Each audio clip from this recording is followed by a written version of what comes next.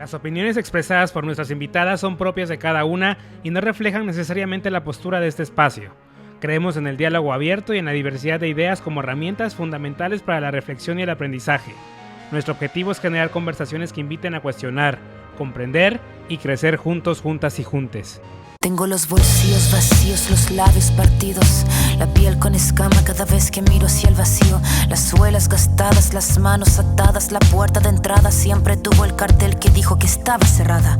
Una espina clavada, una herida infectada, entramada, una rabia colmada en el todo y en la nada. El paso torpe al borde sin acorde cada vez que pierdo el norte. Tengo la pérdida del soporte, el tiempo que clava me traba, la daga me mata, filuda la flama sin calma, que de las manos se me escapa, pero tengo mi rincón florido, sacar la voz, no estoy sola, estoy conmigo. Liberarse de todo el pudor, tomar de las riendas, no rendirse al opresor, caminar erguido sin temor, respirar y sacar la voz. Nadie está preparado para perder a un hijo, a una hija o a un hije. No hay palabras que puedan describir ese vacío, ni manuales que te enseñen cómo seguir adelante cuando el futuro que imaginaste desaparece en un instante. Hoy, en un episodio profundamente conmovedor, tengo el honor de conversar con alguien que ha enfrentado uno de los dolores más grandes que una madre puede experimentar. Una mujer que encontró la fuerza para seguir, para transformar su duelo en amor y en voz. Mi amada amiga Mariana Rodríguez, psicóloga clínica con especialización en neuropsicología escolar y fundadora de la iniciativa Mente Contigo. A Mariana la puedes encontrar en Instagram como @mentecontigo. ¿Cómo se enfrenta una madre a la muerte de su bebé? ¿Cómo afecta la relación de pareja, el cuerpo, la mente y el corazón? ¿Es posible sanar sin olvidar?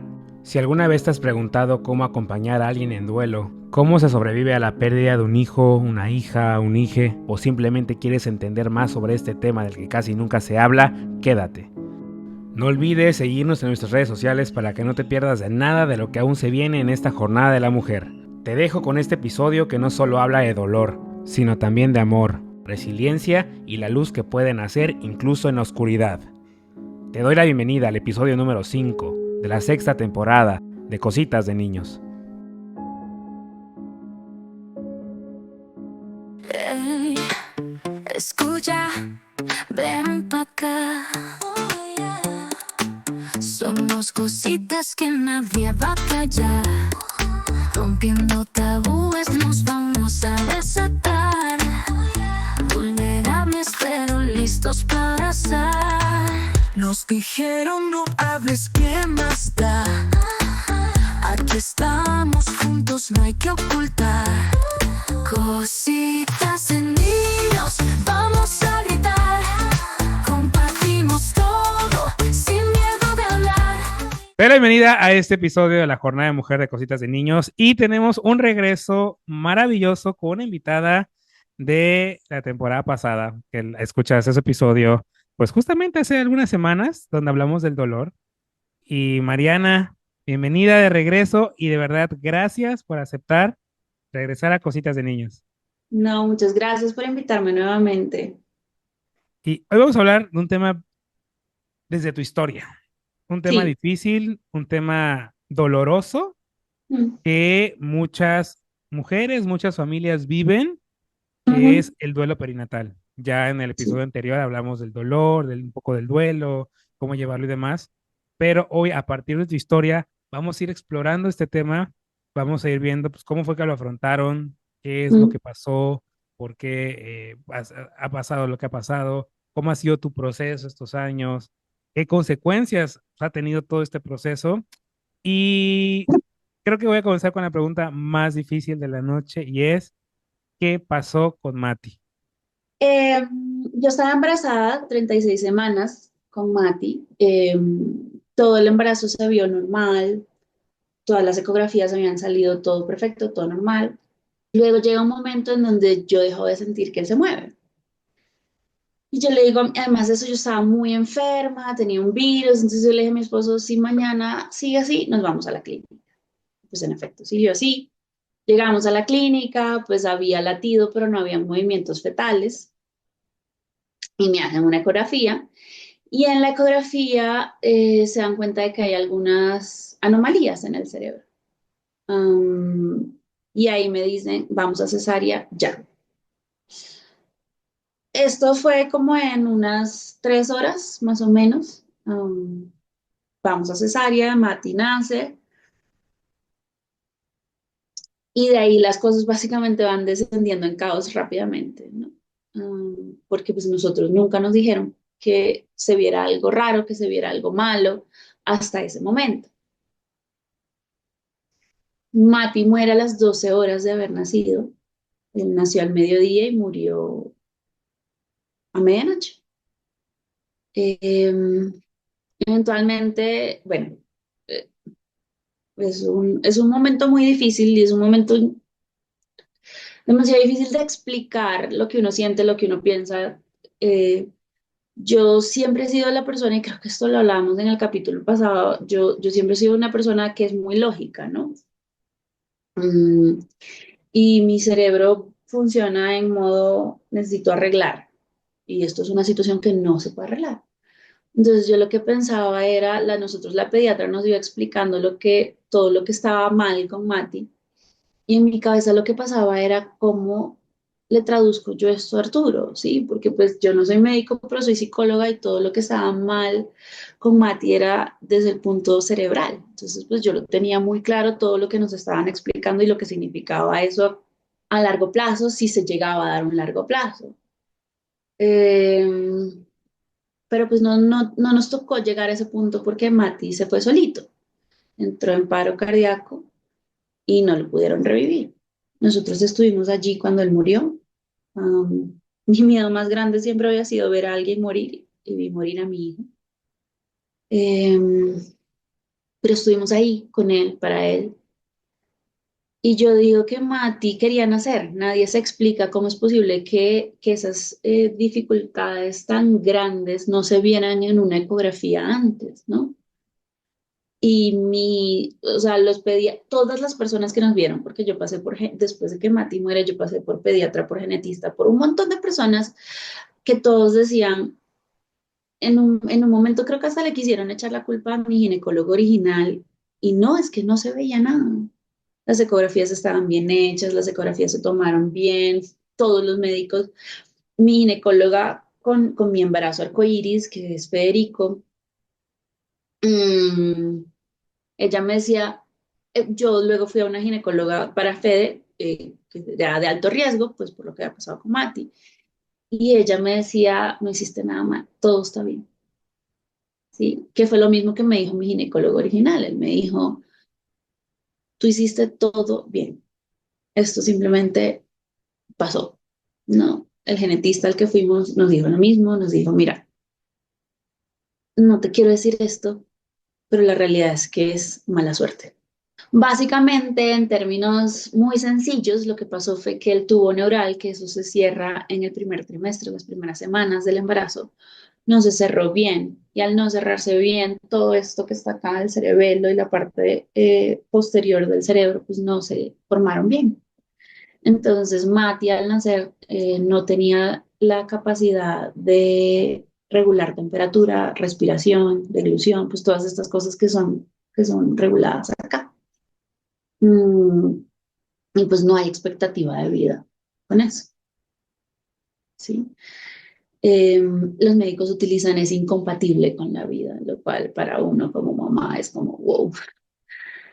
Em, y esa es la historia de lo que pasó con Mati. ¿Qué pasó por tu cabeza, por la de Arturo? Porque al final del camino, pues ustedes tenían una expectativa, ¿no? Una Mm, expectativa basada, pues como lo dices, en todos los estudios que ya habíamos mm, hecho. Todo estaba para que Mati naciera sin mayor conflicto, y a sí, las 12 horas te enfrentas con esta situación que no esperabas en lo absoluto y que pero yo ya nadie lo te enseña sabía. cómo enfrentar. Mm. Al momento en que Mati nace, a nosotros nos dicen todo, yo ya me lo esperaba, ¿sabes? Pero igual no hay forma de prepararse para lo que viene, porque uno se prepara para la vida, uno no se prepara para la muerte. No sé, no me acuerdo qué fue lo que pensé, no me acuerdo, o sea, me acuerdo saber que la pediatra hablaba y yo nada más pensaba, él se va a morir, ¿cómo le explico yo esto a Arturo? ¿Cómo tomamos la decisión de quitarle eh, pues todos los auxilios que tenía de respiración con lo que te digo, pues él no llegó a ese punto porque él se fue solito. Am, y en ese momento, pues yo entro en modo, ok, ¿qué es lo que hay que hacer? Porque así soy yo. Yo me derrumbo cuando ya todo está arreglado y organizado y entonces pues tocaba, en ese momento me acuerdo que, bueno, lo cargamos y a mí me sorprendió mucho lo pesado que era, pues porque nació prematuro y yo no me esperaba que pesara tanto. Es más, me pareció que pesó más que Fede. Eh, y me acuerdo, es que esto suena terrible, pero me acuerdo que yo lo que pensaba era en mi entrenamiento en duelo. Entonces me acordaba, como que recordaba las cosas que hay que hacer cuando uno pasa por esta situación cuáles son las recomendaciones que uno les debe dar a la familia. Eso era lo que me acordaba. Entonces la pediatra, yo lo estaba cargando y la pediatra le dijo a Arturo que lo cargara y él dijo no, le dije tienes que cargarlo porque... Y empecé a dar casi que una clase magistral de por qué, sí, mi cerebro de verdad es muy lógico y así es como me protege a mí de los momentos difíciles. En ese momento, eso no quiere decir que a pesar de que estuviera dando la clase magistral, pues yo estaba atacada llorando, ¿sí? Yo puedo hacer más de una cosa a la vez, pero en los días que siguieron, hay muchas cosas que no me acuerdo, hay muchas cosas que entran en el estrés postraumático que te comentaba la vez pasada, am, y que simplemente se borraron de mi cabeza y que de pronto aparecen y es como, ah, ciertos, hablamos de esto o esto pasó. Y, y pues es un dolor que es demasiado grande, que uno siente que no le cabe en el cuerpo, porque pues nadie te prepara para que tu hijo se muera, ¿sí? Nadie te prepara para lo que significa tener que desbaratar una cuna, desbaratar un cuarto que ya estaba armado esperando a Matías, guardar la ropa, los pañales, todo, porque es que pues estábamos a 4 semanas, 5 semanas de que él naciera, estaba todo armado ya. Entonces, eso, nadie te prepara para lo que significa eso, ¿sabes? Y eso es inexplicable. Y yo me derrumbaba con cosas chiquiticas, o sea, una vez me fui a bañar y mi ropa, pues en ese apartamento el closet era muy pequeñito, entonces mi ropa estaba con la de Mati, más o menos, ¿sí? Mm, abrí la puerta, no había nadie en el closet, no podía parar de llorar. Es un dolor que no se va. Es un dolor que ya ahorita en marzo de este año cumplimos 4 años y no se ha ido. Yo armé una vida alrededor de ese dolor, reconstruí mi vida alrededor de ese dolor. Aprendí que a pesar de ese dolor uno se puede volver a levantar, se puede volver a reír, puede querer hacer planes otra vez, pues un montón de cosas que yo no pensé que iban a volver a suceder en mi vida. Am, pero eso no quita que a veces nosotros lloramos todavía. ¿Cómo fue? Y digo, aquí ya agregamos un elemento más a la ecuación, pero ¿cómo fue la depresión posparto combinada con lo que pasó con Mati? Yo no tuve depresión postparto. Yo sé, es la expectativa, es que el duelo te lleva a una depresión postparto, pero yo no tuve depresión postparto. Am, eso era lo que yo esperaba que sucediera, pero no tuve depresión postparto, tuve duelo perinatal. La depresión postparto funciona de otra forma y viene con ideas muy fuertes que va acompañado muchas veces de ideas suicidas. em, Puede también existir dificultad para levantarse de la cama, dificultad para hacer muchas cosas. La depresión postparto puede ocurrir concurrente con el duelo perinatal, pero yo no tuve. Yo hice terapia desde el día 1, casi. Eh, en la clínica me revisó la psicóloga y la psiquiatra. La psiquiatra, excelente persona, no me acuerdo ni cómo se llama, pero excelente persona. Me acuerdo que ella llegó a decirme que las enfermeras estaban muy preocupadas de que yo lloraba mucho. Yo les contesto, creo. Y, y ella fue la que me ayudó a entender que a pesar de que estaba muy mal, no estaba en depresión postparto. Mm, yo muy juiciosamente hice mi terapia, hice mi acompañamiento, eh, porque me daba pavor caer en depresión postparto. Lo que te decía ahorita, mi cerebro funciona a lo lógico, ¿sí? O sea, yo me voy siempre a la defensiva. ¿Cómo hago yo para prevenir esto? Porque hay cosas que yo conozco y que sé que uno tiene que tener cuidado. Eso no quiere decir que no hay personas a las que no les ocurra, lo que te decía, puede venir concurrente, puede ser que no, porque además la depresión postparto muchas veces es una reacción hormonal, entonces no necesariamente todas las mujeres lo van a experimentar, porque hormonalmente no todas las mujeres están predispuestas para esto.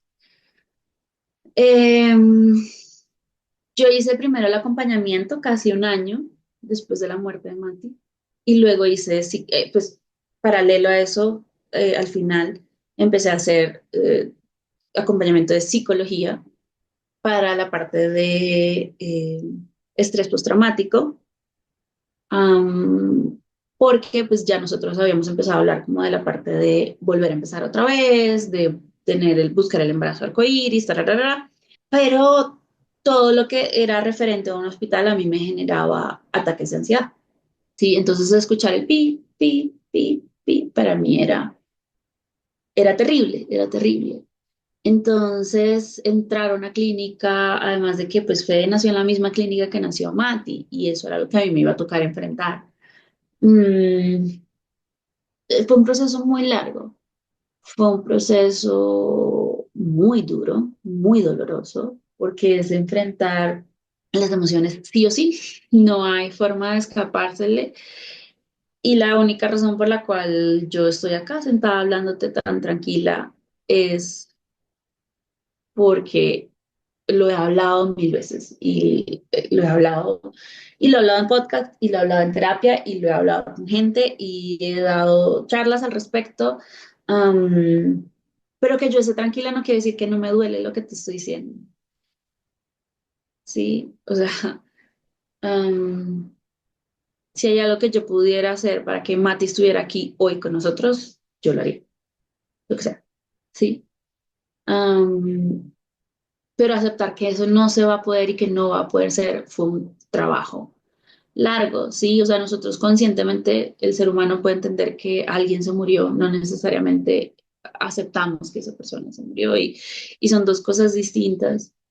Y en estos días hablaba en consulta con alguien de eso y yo le decía, tú puedes tener claro que tu persona se murió, no necesariamente aceptas la realidad si no eres capaz de decir, Mati se murió.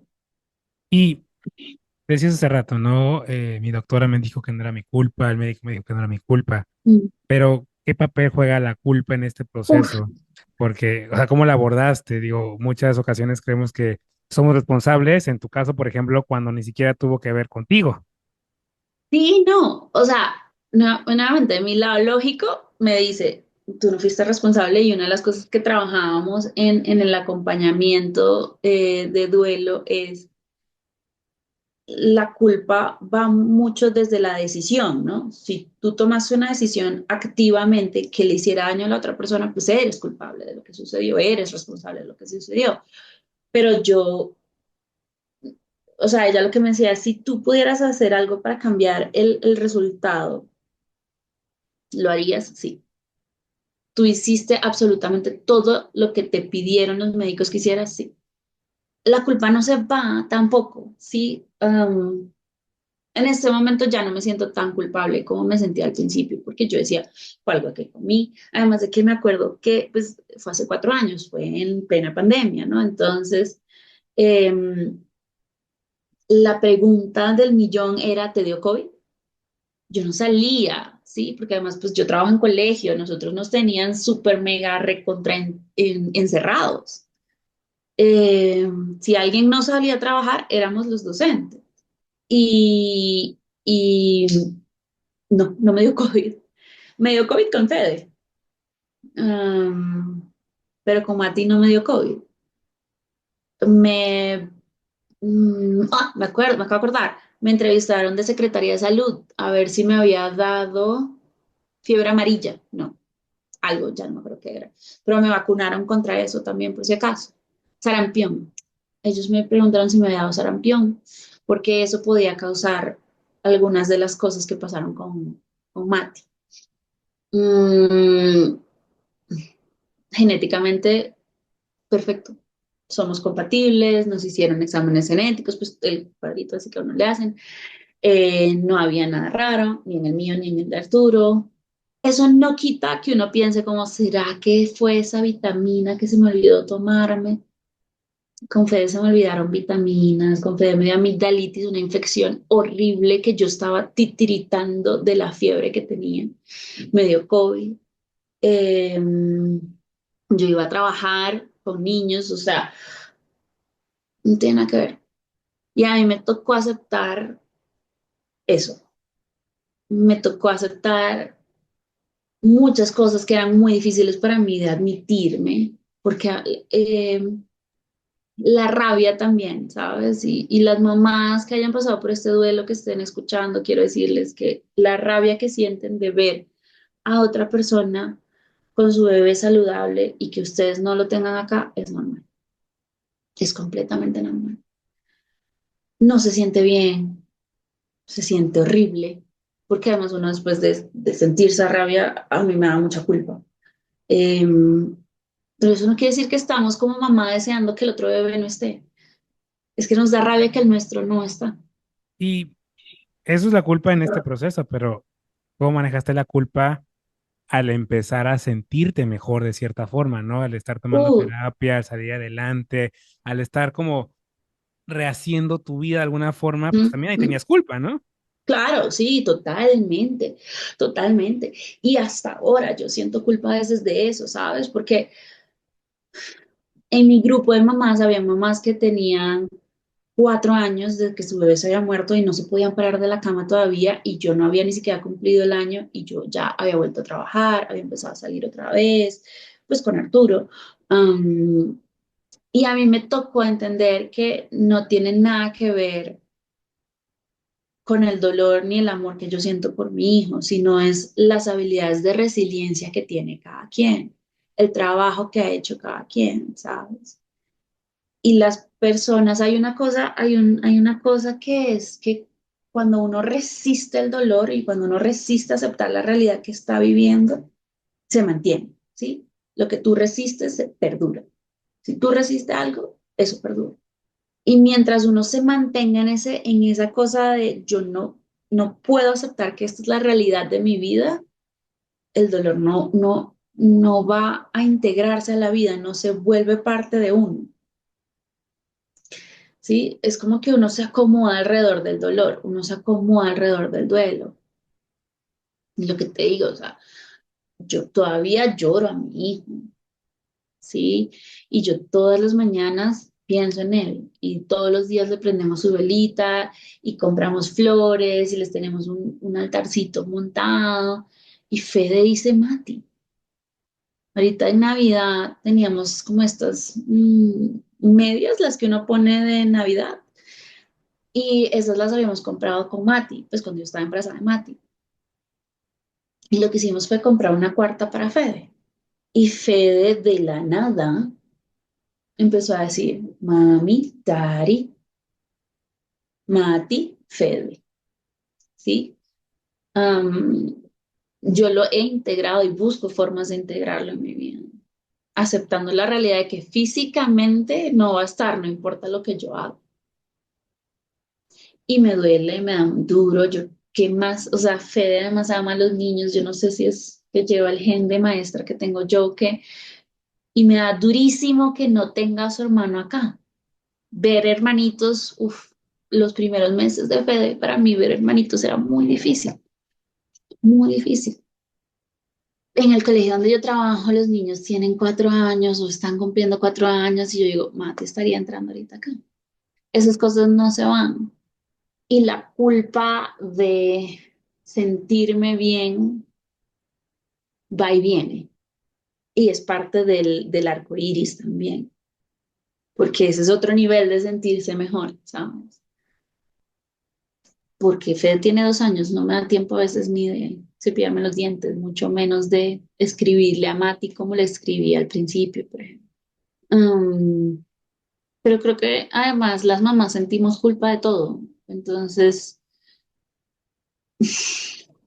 esa culpa de mamá, ¿sabes? Lo tengo con orgullo. Tengo culpa de mamá con Mati. ¿Y cómo vino, pues, esta situación a impactar en tu dinámica de pareja con Arturo? Porque hay casos donde incluso parejas se separan por la Más del situación. 50% de parejas se separan luego de la pérdida de un hijo. Sí. Arturo también hizo terapia. Arturo también hizo su trabajo. Y lo que a nosotros nos ayudó mucho es que hicimos un camino muy bonito y muy honesto del dolor que sentíamos, ¿sabes? Arturo estuvo siempre completamente abierto a hablar de lo que le dolía no tener a su hijo acá. Yo no me acuerdo si esto lo hablamos la vez pasada, pero yo marco mi proceso del duelo en dos partes y ahora he encontrado que hay una tercera parte, ¿no? Pero las primeras dos partes son como muy cercanas y Mati se muere y yo decido que voy a sobrevivir eso, ¿sí? O sea, yo voy a sobrevivir, no, porque me queda Arturo y no me puedo echar a morir porque nos tenemos a nosotros. Entonces voy a sobrevivir por Arturo, ¿sí? Ya, o sea, es que yo no, por mí, yo no, no. Sí, yo quería irme con Mati. Yo decido sobrevivir. Y ahí es donde es esa etapa en donde yo me paraba a cepillarme los dientes, a bañarme, a comerme una galleta en todo el día y ya. Am, lo cual, obviamente, cuando uno está en proceso de recuperación de cesárea, no es lo ideal. Am, pero esa era mi rutina al principio, sí, era como nada, yo ponía la televisión porque no podía dormir y cerraba los ojos y tenía era pesadillas o escuchaba el pip, pip, pip, pip, pip, o me ahogaba, me pasaba muchísimo que se me iba la respiración, ¿sí? O sea, literalmente mi cuerpo no quería estar acá. Y eso pues obviamente empieza a afectar nuestra relación de pareja.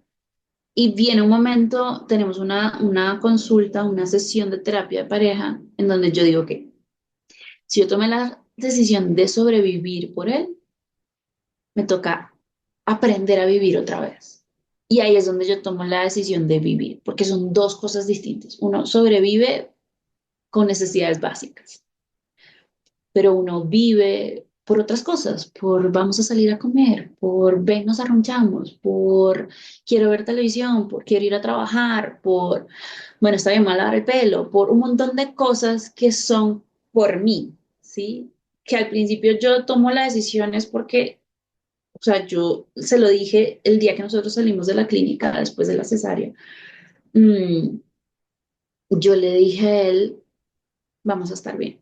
No sé cómo, no sé cuándo, pero vamos a estar bien. Y en ese momento yo me dije a mí misma, si esta fue la promesa que yo hice, pues tengo que vivir acorde a la promesa que yo hice. Y eso, y así fue. O sea, fue un trabajo. Tomar la decisión de vivir es mucho más trabajo que tomar la decisión de sobrevivir, ¿sí? Porque incluye obligarte a hacer cosas que no necesariamente quieras, como, ven, quiero que salgamos a comer algo, o cuéntame cómo te fue en el trabajo, o sí, pero es que uno no está solo. Y cuando uno se encapsula en ese dolor y se queda solo, pues se queda solo. Y la tercera parte es la que estoy actualmente y es en donde estamos como en construyendo a partir de lo que pasó con Mati, ¿no? Y sacamos pues nuestro curso de acompañamiento que le pusimos kit de herramientas para familias en duelo. eh, y, y hablamos de Mati y bueno, o sea, no es, ponemos nuestro dolor al servicio del otro, ¿sí? Y creo que eso también nos ayuda a nosotros a fortalecer como pareja porque los dos tomamos el mismo camino y los dos elegimos caminar juntos. Y esa es una decisión consciente que uno tiene que hacer. ¿Cómo reaccionó tu entorno, la familia, tus amigos? Porque hay quienes, o sea, quienes cumplen una función importante de soporte y demás, y quienes empiezan a señalar, empiezan a hablar, empiezan a taca, taca, La taca, gente y es más, terrible. La Ah, gente es es bueno. terrible, sí. Am, bueno, mi abuela no escucha esto, así que todo bien. Em, Hubo reacciones complicadas, ¿sí? Mi abuela, cuando ellos están en Venezuela, llegan a la casa, llegan acá a Bogotá, y un día mi abuela se me acuesta encima. Quiero que recordemos que yo tenía como 2 semanas de haber sido operada y abierta se me acuesta encima a decirme, es que la que se debió haber muerto fui yo. ¿Tú crees que Mariana en duelo está para aguantarse eso? Ahorita te lo digo en chiste, en ese momento yo no, o sea, yo era como, esta señora se enloqueció. No solo eso, ríete, no solo eso, sino que luego estábamos un día cenando y se puso muy grosera conmigo, me faltó el respeto en mi casa y se empezó a burlar de mí. Y al otro día yo le dije a mi mamá, ¿sabes qué? Yo creo que es hora de que ya se vuelva. Eso por ese lado. Hubo gente que me dijo que si querían que me trajeran sus cachorros para que yo me entretuviera con otra cosa. Ajá, sí, la gente usualmente hace esa cara. Am, pero así como hubo esa gente, hubo dos amigas que yo siempre que hablo del duelo, hablo de Mariana y de Cristina porque ellas nos salvaron, Arturo. Y a mí. O sea, lo menos que uno quiere es cocinar y en este momento, si alguien me pregunta, tu tip número uno para acompañar a alguien en duelo es lleva comida que pueda congelar y luego calentar. Am, mis amigas son gringas, son americanas, entonces eso es una costumbre muy gringa, ¿sí? De llevar comida y yo creo que la deberíamos adoptar nosotros también. Sí, los latinos deberíamos adoptar. No meternos en la casa de la gente, sino decir, mira, te dejé abajo en portería una bolsa con comida. Cuando puedan la recogen. Eh, Mis amigas del trabajo también hicieron lo mismo. Nos compraron un montón de lasañas, de sopa, de un montón de cosas que uno mete al congelador y saca. Y al principio Arturo y yo nos comíamos una sopa entre los dos. Pero ellas son las que nos salvaron a nosotros en ese momento porque, o sea, si a uno cuando tiene pereza no se quiere parar a cocinar, te podrás imaginar el estado en que uno está cuando está en duelo. Y yo amo cocinar, amo, o sea, en este momento, que por cierto tenemos pendiente, ¿no? Eh, yo amo cocinar, pero en ese momento no amaba nada. Amaba a Mati y no estaba. Amaba a Arturo y por eso estaba en modo supervivencia y ya. Entonces, tuvimos unas reacciones súper complicadas en donde además el dolor de Arturo era de segundo plano y las preguntas que se le hacían a Arturo es cómo está Mariano, lo cual yo aprecio, pero al mismo tiempo resiento que nadie lo cuidara a él. Yo tomé el rol de cuidarlo a él. Y para las mamás que estén escuchando esto, cuiden, sí, cuiden a su esposo, cuiden a su pareja, a la persona que los está acompañando, que las está acompañando, porque es que no es solo mi dolor, ¿sí? Y nos podemos volver súper egoístas y obvio, es que es un dolor demasiado grande y tiene sentido que uno se vuelva súper egoísta. Am, pero no con la pareja, pero no con la pareja. Sería mi consejo. ¿En algún momento te sentiste sola? Sí, no. O sea, sola, sola, no, porque yo sabía que Arturo estaba ahí, pero del resto del mundo sí. Tuve amigas muy, mm, pues al fin y al cabo la mayoría de mis amigas o son maestras o son psicólogas, entonces son personas que en general son muy buenas acompañando y son muy maternales y saben cómo hacerlo, pero le tenían pavor a mi dolor. Entonces como que, hola, medio pasaban por allí, pero yo tampoco sabía lo que quería y yo soy una persona que le gusta cuando está muy mal estar sola. Entonces mi segundo consejo, tercer, ya no sé por qué me trabo, sería pregunten, pregunten. Oye, es que sé que estás pasándola muy mal. ¿Quieres que te escriba? ¿Quieres que vaya y te limpie la casa? ¿Quieres que te lleve comida y te la deje en portería? ¿Quieres que pretenda que no pasó nada y te eche un chisme? ¿Qué quieres? ¿Qué necesitas de mí ahorita? y dar así opciones, ¿sabes? Porque uno no sabe qué quiere, pero cuando uno le dicen como, ¿quieres que te eche un chisme? Sí, por favor. Una de mis amigas, eh, me acuerdo que yo le escribí, le dije, ella siempre andaba como en algún drama. Entonces yo le dije como, oye, ¿en qué drama andas ahorita? Necesito que me cuentes. Me dijo, ¿segura? Sí, por favor. Necesito salir de mi cerebro, así sean 2 minutos. ¿Y en qué momento pudieron asumir tú y Arturo que Mati había muerto? Porque pues es algo que vas procesando, ¿no? Hasta que dices, No ok, sé, sí, sí. no sé. Am, es que a pesar de que nos acompañamos mucho en el proceso, cada uno iba en su camino, ¿sabes? Yo me acuerdo que para mí fue un día que dijeron en el círculo de mamás al que yo asistía, hicieron la pregunta de si ya habíamos podido decir la frase de tu hijo se murió, mi hijo se murió. Y yo pensé, no, yo decían ya no estaba, se había ido, no está con nosotros y todos esos como eufemismos que uno utiliza para evitar la realidad tan dolorosa de decir, Mati se murió. Y ahí habían pasado unos 3, 4 meses más o menos. Yo pensaría que Arturo fue algo parecido, eso no lo hemos hablado, ¿sabes? Am, pero sí, siento que ese fue el momento en donde yo, como dicen ustedes, me cayó el 20 eh, y me tocó aceptar que había que verbalizarlo para que mi cerebro empezara a como procesar lo que significaba esta frase. ¿Y en qué momento llega Fede? ¿Qué representó su llegada para ustedes? Y bueno, llegó pues cuando estabas todavía duelando a Mati.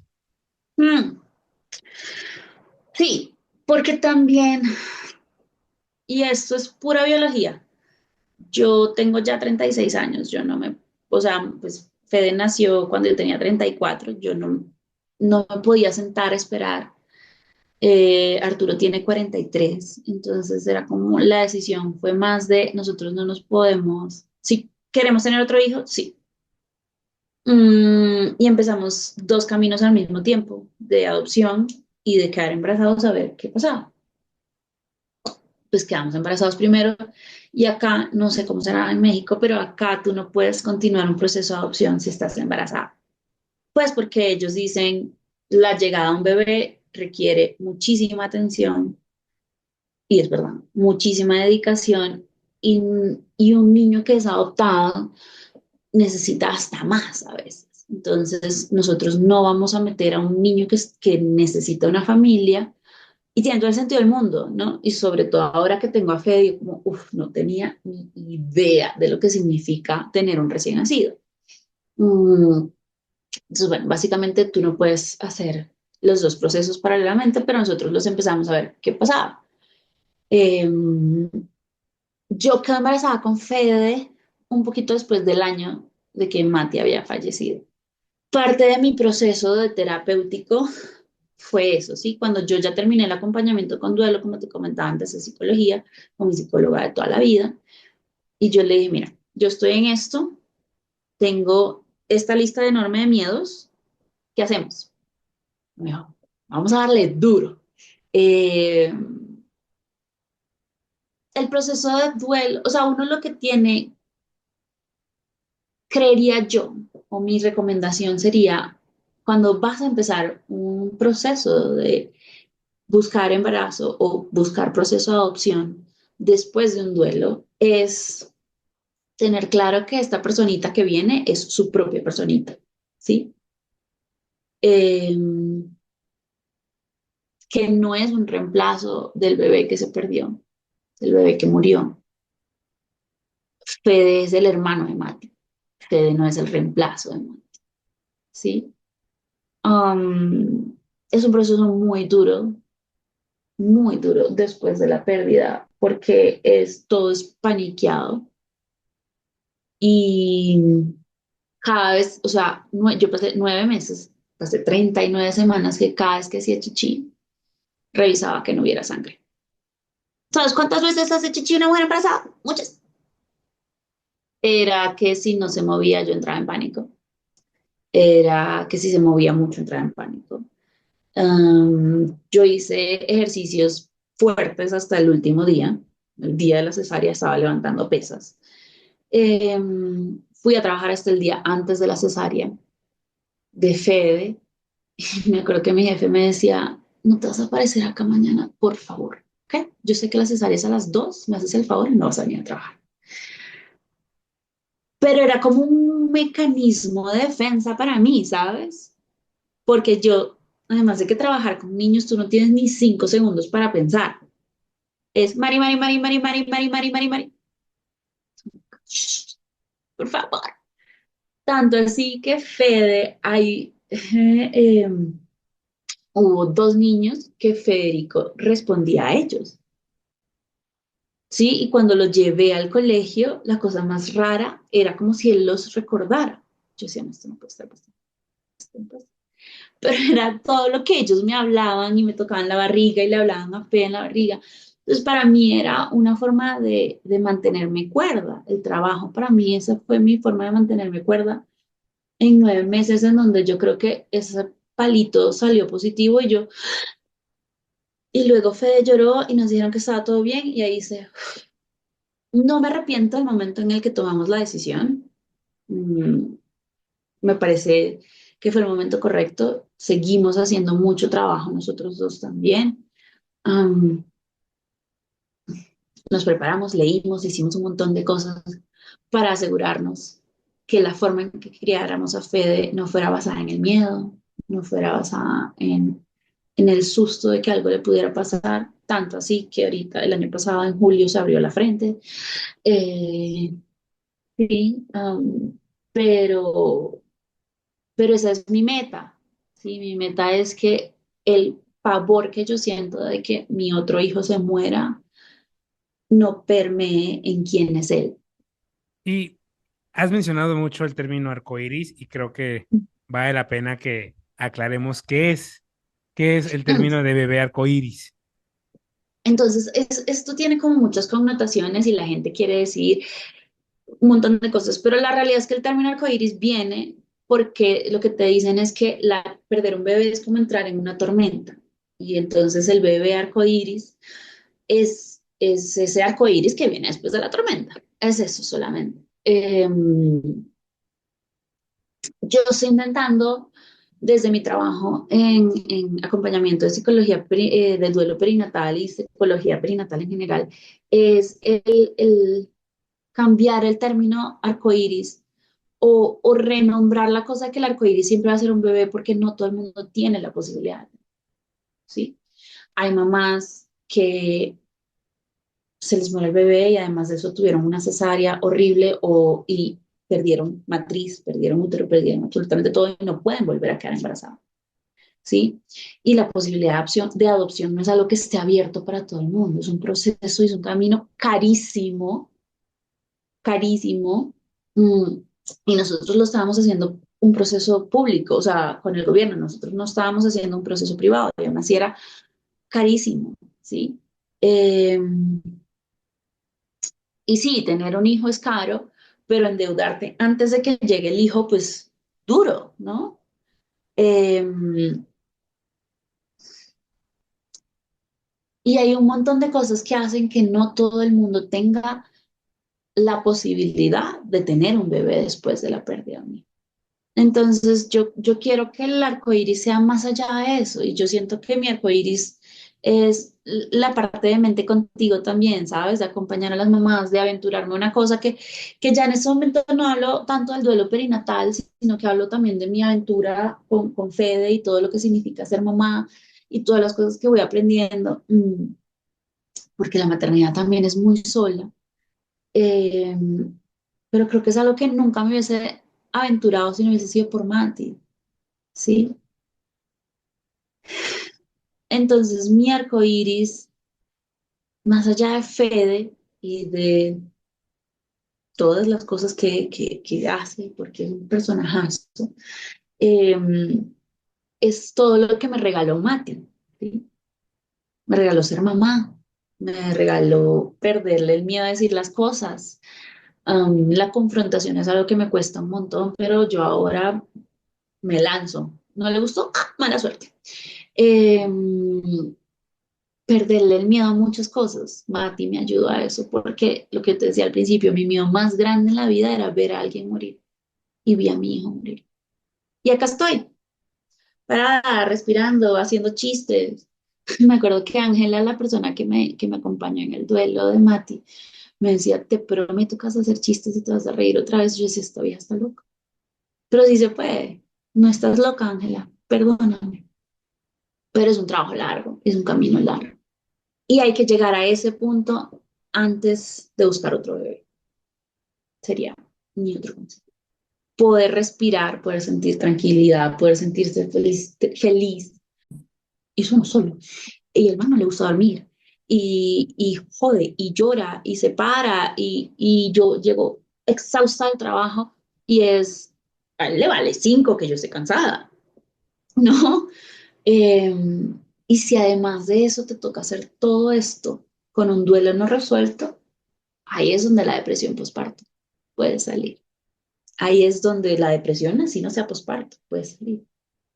Donde el duelo se puede complicar, donde se complican las relaciones madre-hijo, porque es que el duelo drena, el duelo cansa, el duelo agota.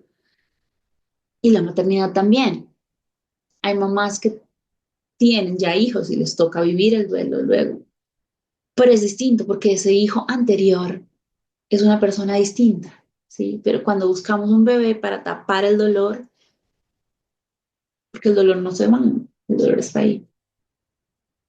Y traer un hijo al mundo no es una curita para nada, no es una curita para arreglar matrimonios, no es una curita para arreglar la vida de uno, no es una curita para arreglar el duelo perinatal, no es una curita, es una persona que tiene todo el derecho, y esto a nosotros nos los decían, y yo pues hace poco di un círculo de mamás donde hablamos sobre el arco iris y decíamos eso, o sea, yo les explicaba, miren, esta es una personita que tiene todo el derecho de vivir una vida suya, no en la sombra del bebé que ya no está. ¿Cómo cambió tu percepción de la maternidad después de esta experiencia? Aprendí que la maternidad no es algo físico solamente. Um, la maternidad no es solamente la crianza, ¿no? Sino es el amor que uno le da a su hijo, ¿sí? Y yo por Mati hubiese ido al fin del mundo, porque estuviera bien, porque estuviera sano, lo que sea. Sí, es una de esas cosas en donde tú no piensas en la plata, en si nos algo importa, qué es lo que hay que hacer. Pero no tuvimos esa oportunidad. Pero también es aprender lo que te decía ahorita, no puedo dejar que eso influencie como crío a Fede, porque yo no quiero que él crezca ni con temores, ni con mis angustias, ni mis ansiedades. Eh, pero además de eso, no quiero malcriarlo, ¿sabes? Que sea bebé arcoíris no quiere decir que le voy a permitir todas las cosas que él quiera, mucho menos siendo yo psicóloga y maestra, o sea que casa de herrero, cuchillo de palo. Y todas esas son cosas que pueden venir acompañadas en el embarazo arcoíris, ¿sabes? Porque es que es muy fácil caer en querer darle lo que sea porque es el que sí está. Y tengo momentos de culpa en donde él me está desesperando porque estoy cansada, porque además de eso tengo gripa, yo sufro de migraña, entonces hay días en donde tengo migraña. Anoche, queridos oyentes, íbamos a grabar anoche y no pudimos porque Fede no paraba de gritar. Entonces, gritar por mí, ¿sí? Entonces era o grabar con él acá o no grabar como hicimos. Eh, y yo lo que quiero es que te vaya a dormir, ¿sí? Y luego me siento muy culpable porque digo, pero Mati ni siquiera está y tú estás aquí peleando. Sí, o sea, es una batalla interna de cómo soy capaz de quejarme de que mi hijo está jodiendo cuando yo haría todo porque Mati estuviera acá jodiendo. pero también quiero dormir, pero también, sí, o sea, es lo que te decía ahorita, amo que Mati por lo menos puedo sentirme culpable, ¿sí? Con los dos me puedo sentir culpable, entonces ese es un hilo que yo digo, bueno, eso nos une.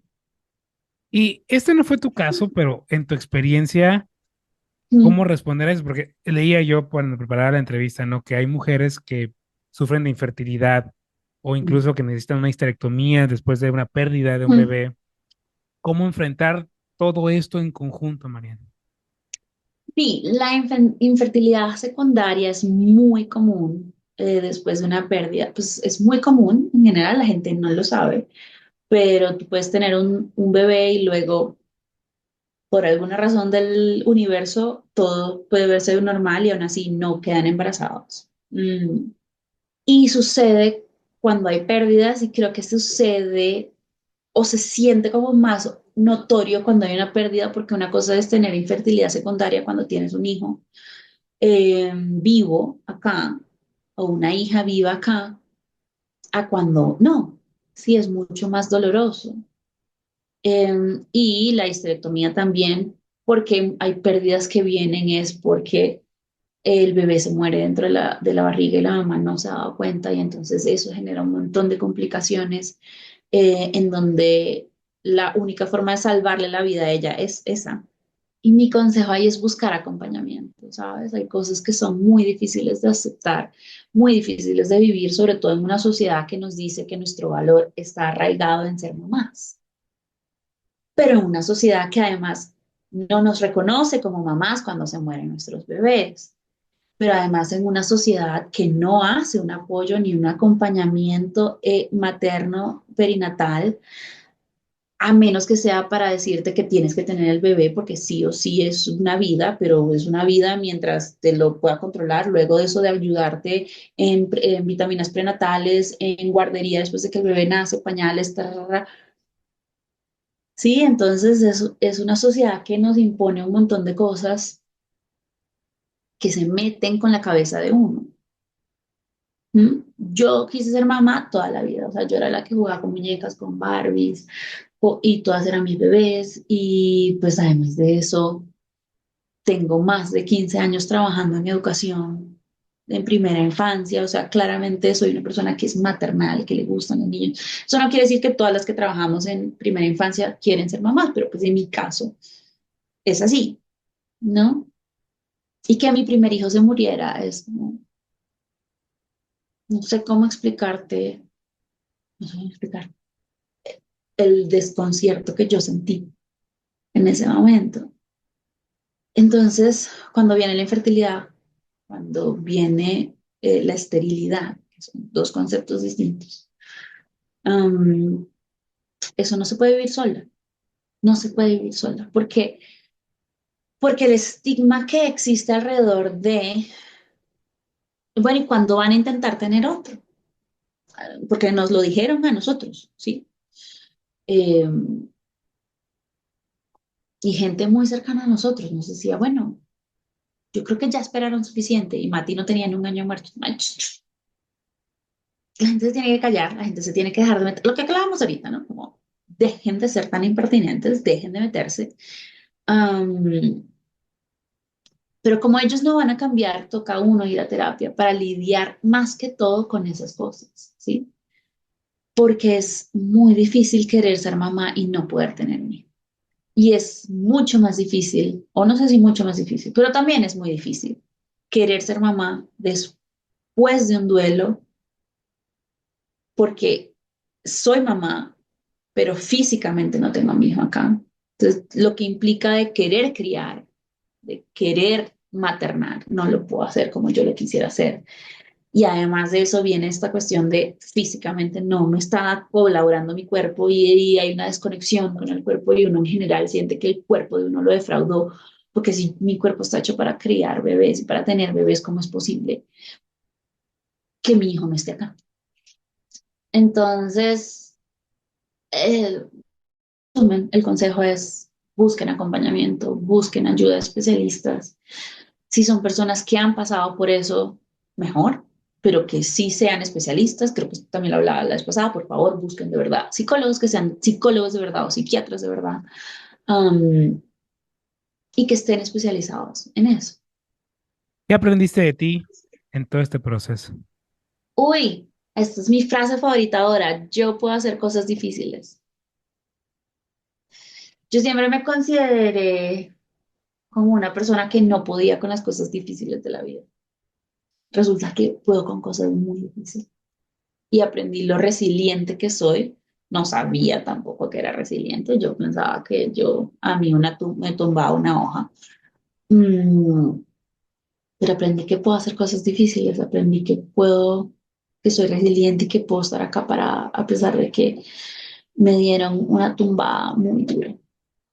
Hablamos de esto en el episodio anterior, pero para quienes no lo vieron, y me río Véanlo. porque me regañaste, este, en algún momento encuentras una manera o un motivo detrás de la muerte de Mati, porque ya te lo decía en aquella ocasión, ¿no? Luego la gente dice, no es que todo pasa por algo, todo tiene un porqué, Ay, no, tienes que buscar el porqué de lo que no, sucedió. no. ¿Pasa en algún momento? Yo voy ya 4 años y todavía no he encontrado el por qué. Te digo, he aprendido cosas, o sea, y es que yo siento que son dos, bueno, lo hablábamos también, ¿no? Una cosa es, y eso también lo aprendí a diferenciar, yo he aprendido cosas de mí mismo, he aprendido cosas de mi relación de pareja, he logrado fortalecer muchas cosas y lo que te decía, o sea, yo le doy gracias a Mati por las cosas que me ha dejado. Pero que por qué se murió, no, no tengo ni idea. O sea, te puedo decir lo que dice la autopsia, pero no tengo ni idea de por qué necesito buscarle una razón de ser cósmica al hecho de que él se muriera. No.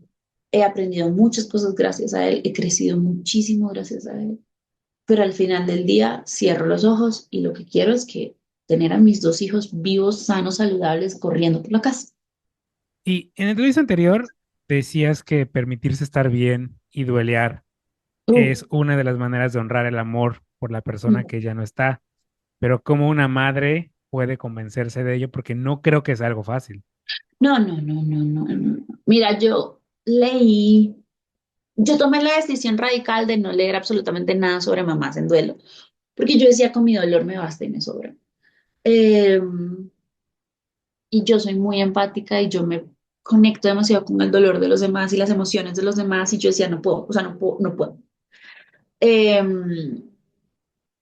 pero sí leí libros sobre duelo y había uno que decía básicamente que para que el cerebro pueda estar bien, ¿sí?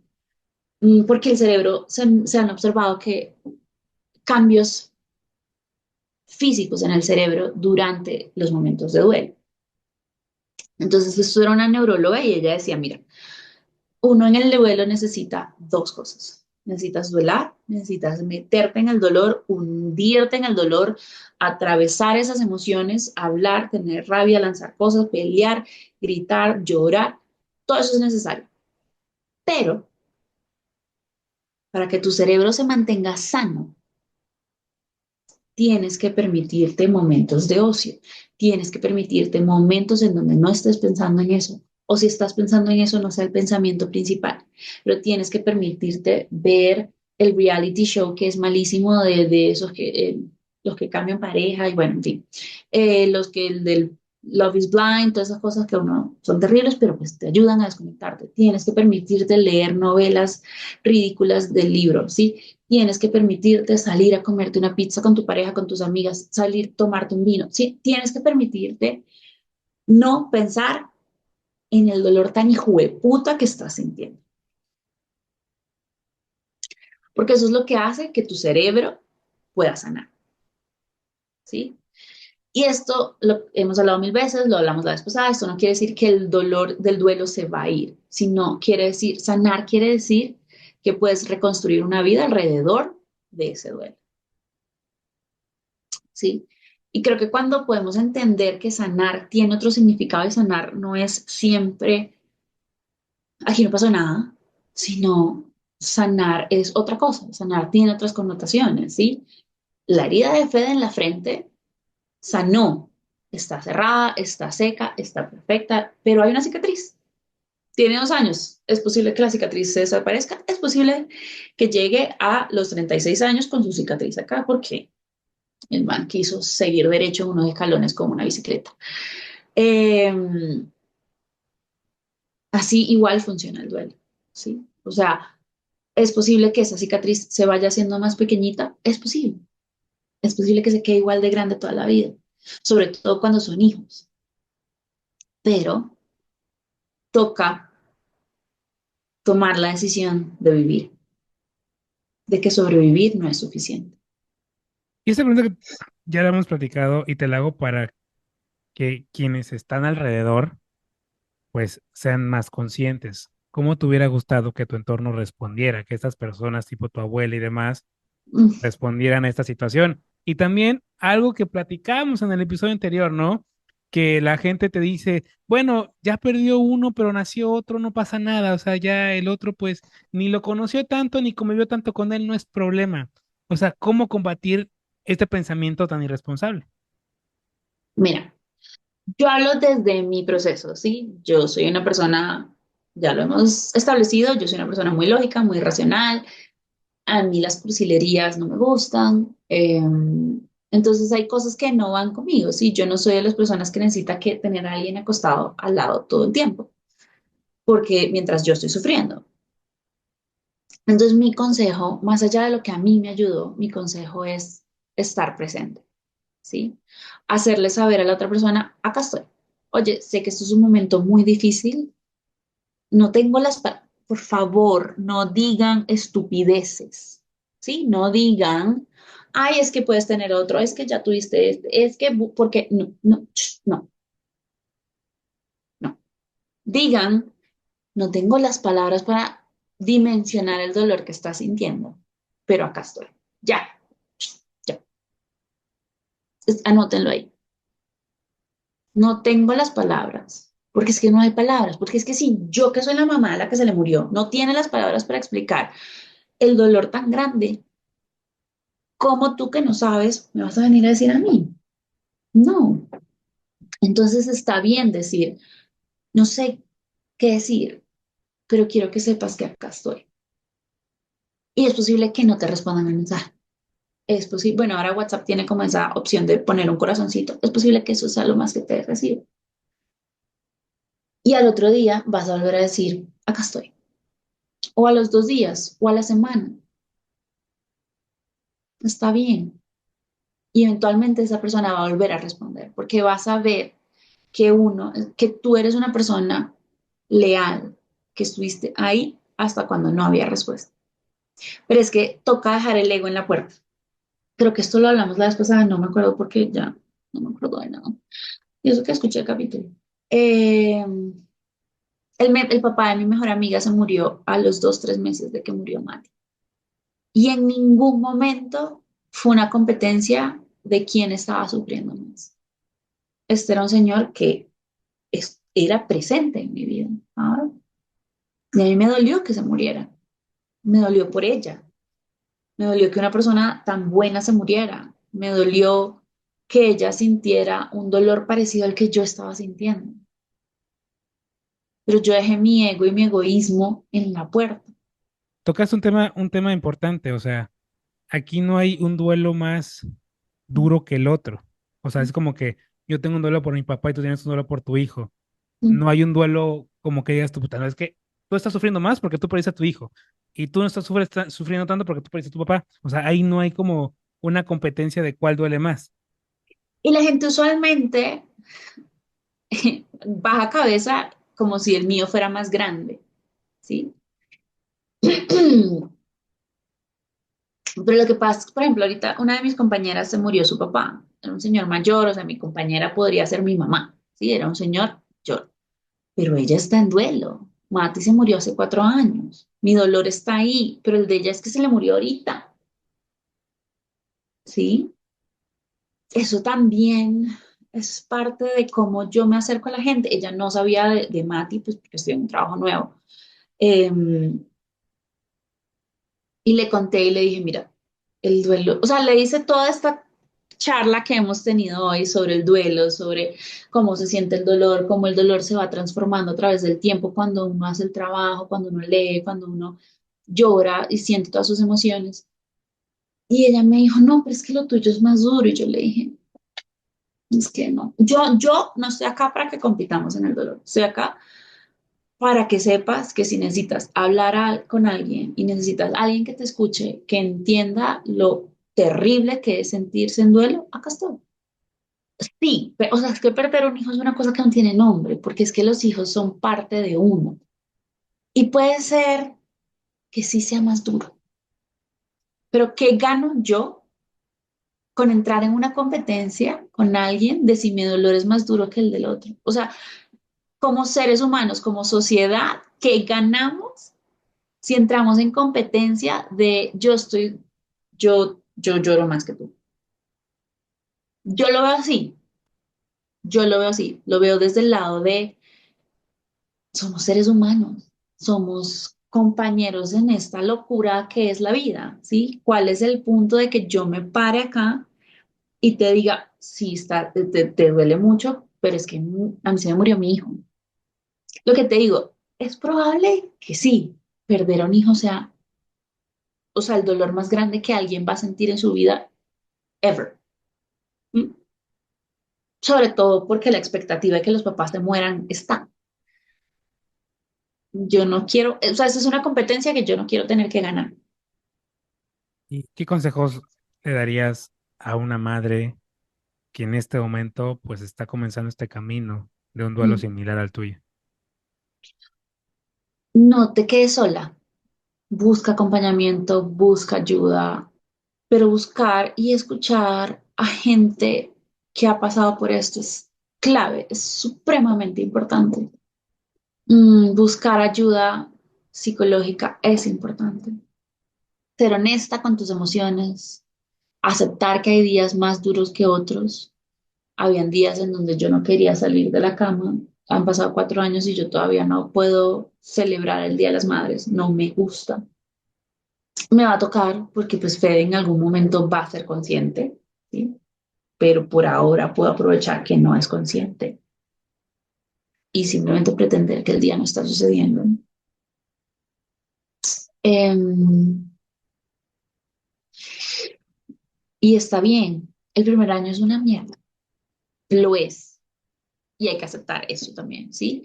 Que a pesar de que pasa el tiempo y uno se va sintiendo mejor, esas fechas, el Día de las Madres, el Día del Padre, tu cumpleaños, el cumpleaños de tu esposo, Navidad, o de tu pareja, de tu esposa, Navidad, para mí era fin de año.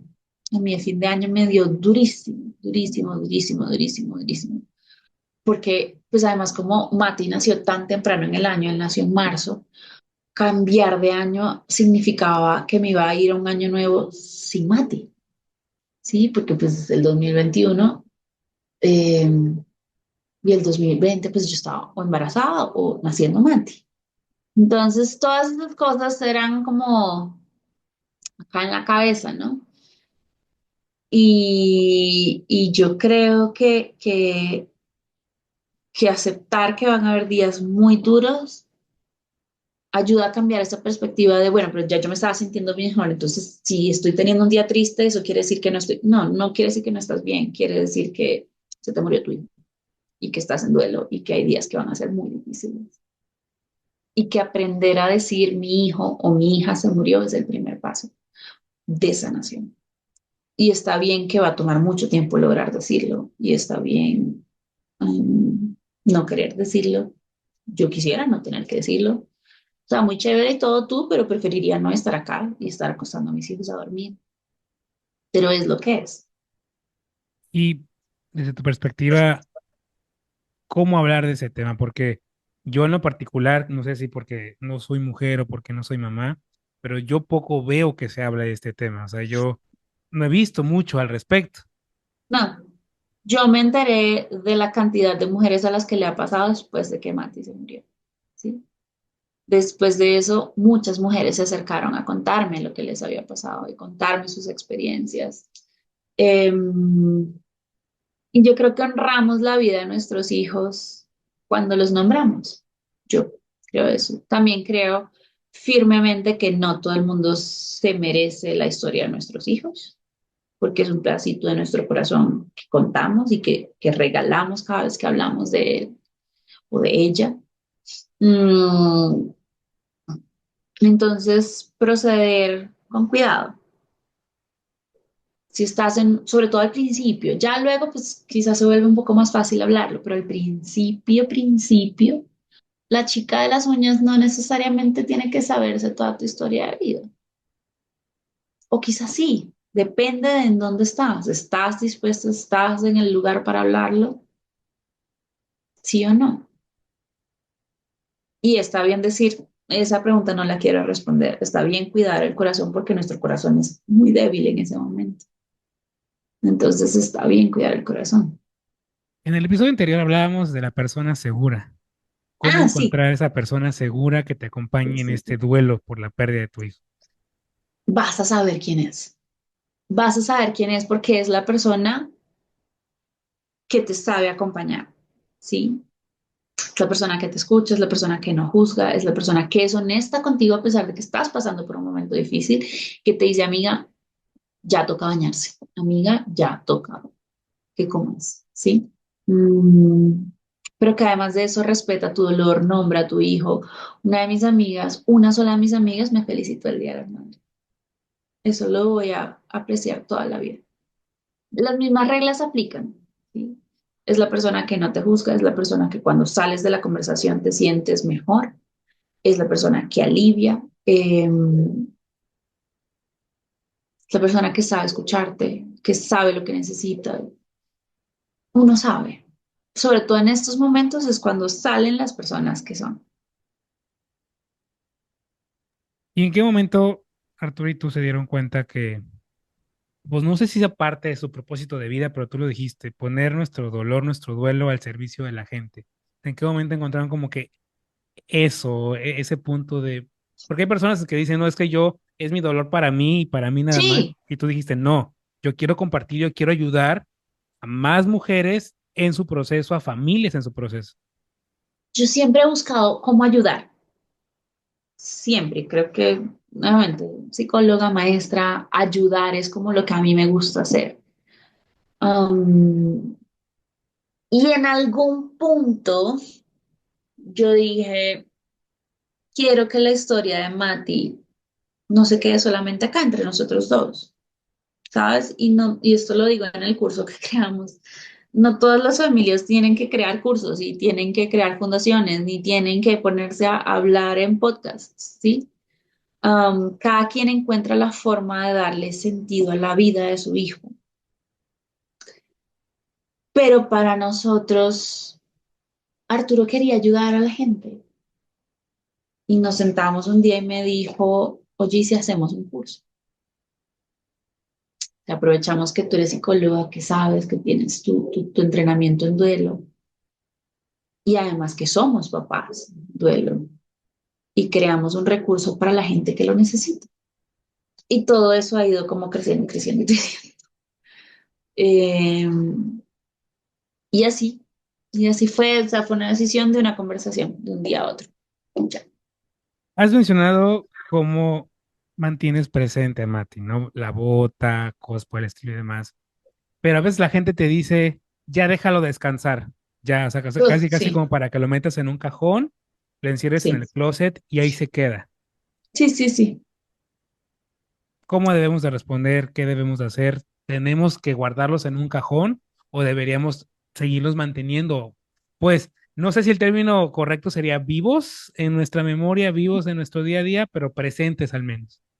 ¿Cómo les deberíamos responder? ¿Sabes? O sea, cada quien trabaja su duelo y vive su duelo como quiera y como lo necesita. Y mantener presente su esencia, su persona, es muy distinto a pretender que está vivo. Yo no estoy pretendiendo que Mati está vivo, yo no. Yo tengo muy claro que está muerto, pero pues es mi hijo, punto. O sea, no voy a dejar de hablar de él.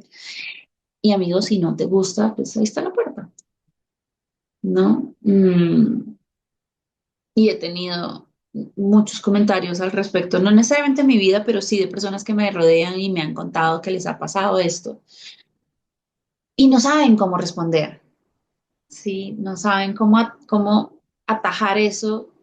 Y pues ya ahí eso depende de la personalidad de cada quien. Yo no tengo filtro y después de la muerte de Mati, el poco filtro que tenía se desapareció, ¿no? Entonces, pues yo voy diciendo las cosas como son. Y además de eso, algunos dirían que es un problema, a mí me parece una virtud, a mí no me duele ni un poquito cortar gente de mi vida, ¿sí? Entonces eso hace que la gente se quede callada y no me diga cosas porque saben que yo soy muy radical. Entonces, esta es la persona que yo soy. Si te gusta, chévere, bacano, pero parte de quien yo soy es la mamá de Mati. Entonces voy a hablar de él. Pero te digo, eso pues depende de la personalidad de cada quien. Mariana, un último mensaje. Te puedes sobrevivir. Yo sé que ahorita, sobre todo si están empezando el duelo, se siente que no, pero hay una luz al final del túnel. Lo que pasa es que es un túnel largo, pero hay luz. Hay luz, busca ayuda, busca acompañamiento. Y si no estás listo para acompañamiento profesional, por lo menos busca a tu persona segura. Habla de las emociones, acepta las emociones como son. Las fases del duelo, aunque no son fases, son parte de cómo se vive el duelo. Recordemos que son negación, rabia, depresión, negociación y aceptación. Y todo eso se vive como una montaña rusa, no se vive lineal.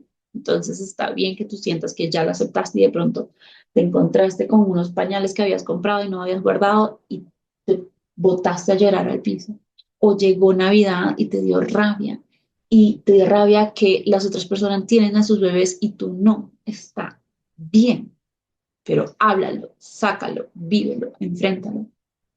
Mariana, pues quiero agradecerte por esta conversación que sé que no fue sencilla, que a pesar de que, bueno, sí, has tenido tu duelo, has tenido apoyo y demás, pues nunca va a ser una conversación fácil, Sí. ¿no? O sea, siempre va a ser un tema complicado recordar sobre todo, ¿no? Estar recordando, estar pues viviendo otra vez esto. Gracias porque creo que a más mujeres va a servir escucharte. Sí, quizá las situaciones serán diferentes, pero pueden encontrar en ti una guía de que sí hay una vida después de todo esto. O sea, sí pueden reconstruir su vida y sí hay un mañana, porque en el momento pues, tú piensas que no hay un mañana y en ese Mm, momento todo se acaba, bien. pero no. Tú lo dijiste y de verdad lo voy a repetir porque creo que esa frase es hermosa, ¿no?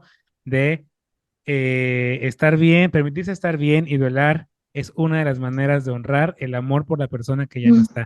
O sea, esa frase para mí es vital en toda esta conversación, porque sí, cuesta trabajo, cuesta mm. mucho trabajo. Mariana, tus redes sociales. Mis redes sociales son Mente Contigo en Instagram y en Facebook. Ah, Y en Threads también. de verdad, muchas gracias. Creo que ha sido una gran conversación. Y dale un abrazo muy grande, Arturo, de mi parte. Y otro muy grande, Alfredo. Gracias, Es, gracias por hacer el espacio a Mati y a su historia de vida. y esto es Cositas de Niños. Gracias por acompañarme en este episodio. En el siguiente hablaremos sobre feminismo con mi amiga Jos Paredes. No olvides darle like y compartir este episodio para que el mensaje llegue a más personas.